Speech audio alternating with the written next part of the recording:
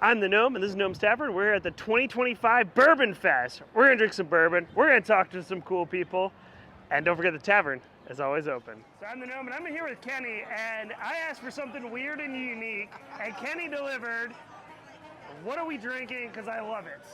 Well, we've got this grain we get out of eastern Washington, and Washington grows a lot of fruits and grains and just tons of different, product. We were able to locate this grain called triticale, which is this guy. It's called triticale, and it was developed like 200 years ago.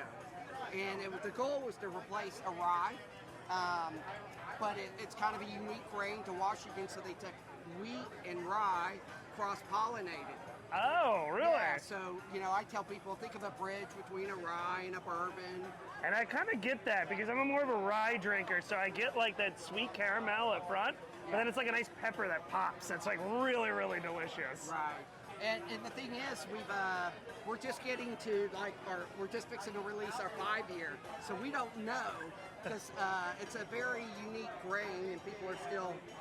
We're trying to educate them. You got to be novel and try different things, right? And so Yeah. this is kind of, one of those grains.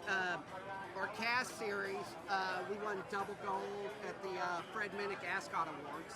Really? Which is, we're surprised, but there's not a category for triticale. Yeah. So that's kind of where we're kind of And for people that don't know, like a double is very impressive because every one of the judges has to say, that's awesome. And you can't agree on anything. But there's one thing, we're technically rivals. He's a McNeese, I'm a Nichols, but we can agree that this stuff is great. And now, you've tantalized me with a little bit of a brandy. Yes. Can we talk about the brandy? Yeah, so it's a 5-year. We actually are at 7 years, and so Yakima Valley grows a lot of grapes.